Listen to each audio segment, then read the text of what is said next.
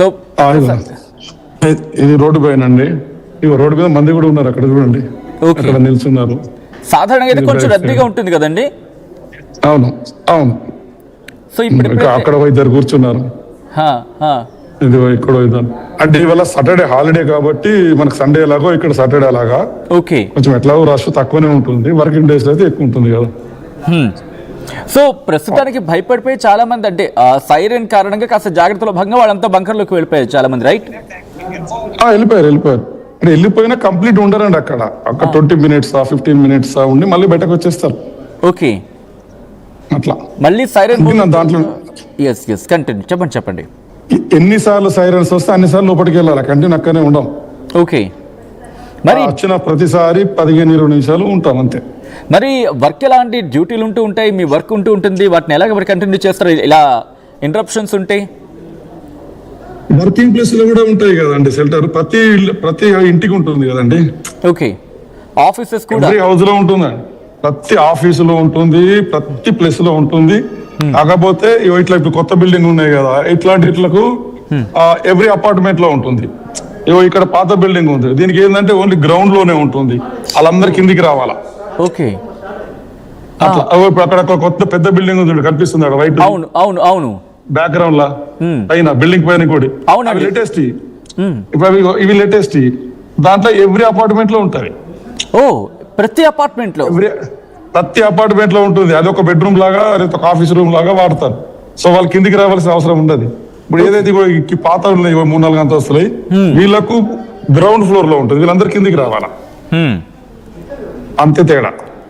So వీళ్ళకి ఏంటంటే కొంచెం ఎక్కువ లాట్టుకు ఉండాలి, కిందికి 4 అంతస్తులు దిగాల కాబట్టి. వాళ్ళకి ఏంటంటే బెడ్రూమ్లే కదా, లివింగ్ రూమ్ లో ఉంటే బెడ్రూమ్ లోకి వెళ్ళిపోయినట్టే అంతే వాళ్ళకు. అవును అవును, అట్లా.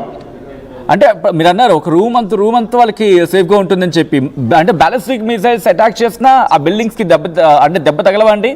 ఆ బిల్డింగ్ మొత్తం కూలిపోయినా ఆ రూమ్ లో ఉన్న వాళ్ళకి ఏం కాదు, ఆ రూమ్ కి ఏం కాదు.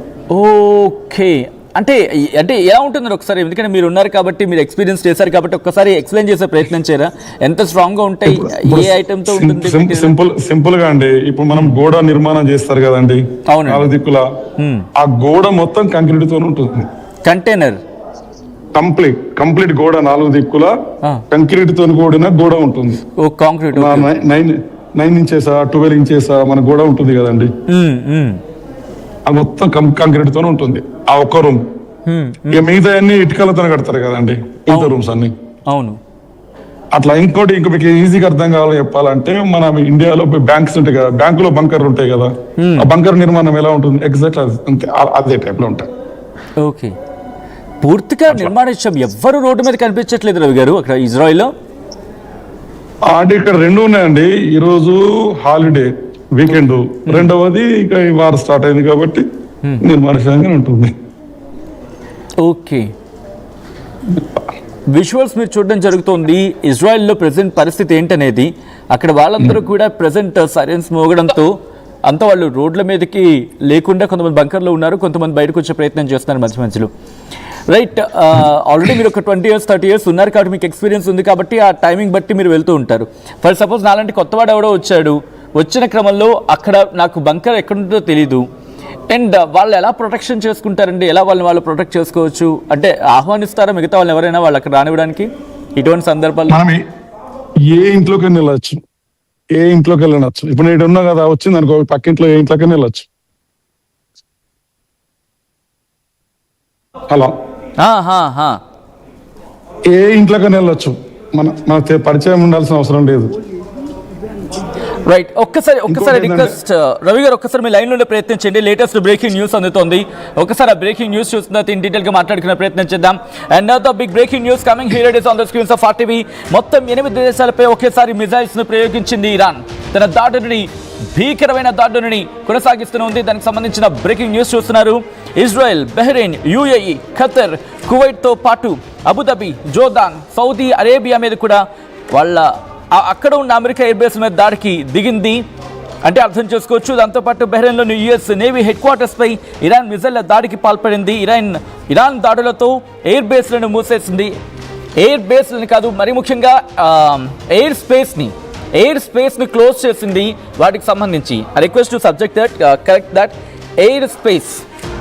ఇరాన్ దాడులతో ఎయిర్ స్పేస్ని క్లోజ్ చేసింది ఇరాన్కు యూఏఈ అండ్ ఖతర్. దానికి సంబంధించిన బ్రేకింగ్ న్యూస్ చూస్తున్నారు. ఇక్కడ ఎందుకు మరి ముఖ్యంగా మాట్లాడుకున్న సందర్భంలో ఇజ్రాయెల్, బహ్రెయిన్, యూఏఈ వీటి గురించి మాట్లాడుకుంటే, బహ్రెయిన్ గురించి మాట్లాడుకుంటే ఇక్కడ ఏకంగా 9,000 మంది సైన్యం ఉన్నారు.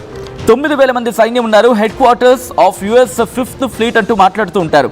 పర్షియన్ గల్ఫ్ మ్యారిటైమ్ సెక్యూరిటీలో ఇది చాలా క్రిటికల్, చాలా కీలకం బహ్రెయిన్. అందుకే బహ్రెయిన్ మీద అటాక్ చేసింది. దాంతోపాటు ఖతార్ మీద కూడా మిసైల్స్ని ఇప్పటికే పంపించినట్టుగా తెలుస్తోంది. ఇక్కడ ఏకంగా 10,000 మంది సిబ్బంది ఉంటారు. అమెరికా రక్షణ శాఖకు సంబంధించిన సిబ్బంది. US central command forward head క్వార్టర్స్గా పనిచేస్తూ ఉంటుంది ఖతర్. దాంతోపాటు జోర్దాన్ ఇది హబ్.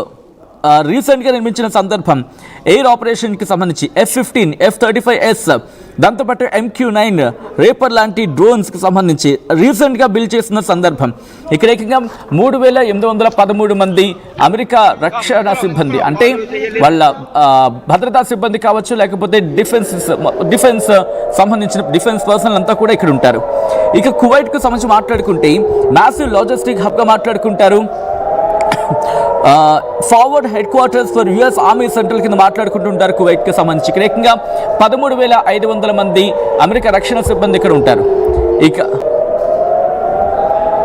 రైట్, ఒక్కసారి ఇజ్రాయెల్ వెళ్ళే ప్రయత్నం చేద్దాం. ఎందుకంటే ఇజ్రాయెల్ మీద దాడులను తీవ్రతరం చేసింది ఇరాన్. ఒక్కసారి సోమా రవి తెలుగు అసోసియేషన్స్ అక్కడ లీడ్ చేస్తున్నారు. ఆర్టీవీ కోసం ప్రెసెంట్ రిపోర్ట్ అందించేందుకు కూడా ఆయన లైవ్లో జాయిన్ అయ్యారు. సోమారవి గారు, ప్రెసెంట్ ఇరాన్ మొత్తం అన్నిటి మీద ఒక్కసారి మిసైల్స్ అటాక్కి దాడి చేస్తుంది. ఈసారి ఎక్స్పెక్టేషన్స్ ఏంటి? అంటే ఇజ్రాయెల్ ఊహిస్తుంది ఏంటి? ఈసారి భారీ దాడులు ఉండొచ్చని చెప్పి భావించడం జరుగుతుందండి ఇజ్రాయెల్ నాయకత్వం అక్కడ? డెఫినెట్లీ కదండి. ఇప్పుడు వీళ్ళు అటాక్ చేసినప్పుడు వాళ్ళు కూడా చేస్తారు కదా, అలా చేస్తారు. మేము కూడా అలర్ట్ గానే ఉన్నాము. ఇది మేబీ ఒక వారం రోజులు వెళ్తుందే మనం ఎక్స్పెక్ట్ చేస్తున్నాం. జరగవచ్చు. ఆల్రైట్, రిక్వెస్ట్ ఒకసారి మీరు లైన్లో ఉండే ప్రయత్నించండి. అబుదాబి అమెరికా ఎయిర్ బేస్ మీద ఇరాన్ దాడి చేసిన క్రమంలో ఇప్పటికే ఒకరు మృతి చెందినట్టుగా తెలుస్తోంది. అయితే అధికార ధృవీకరణ ఇంకా రావాల్సి ఉంది. మరణించింది ఎవరు? అమెరికాకు సంబంధించి ఇటు డిఫెన్స్ పర్సనల్ వాళ్ళెవరైనా మరణించడం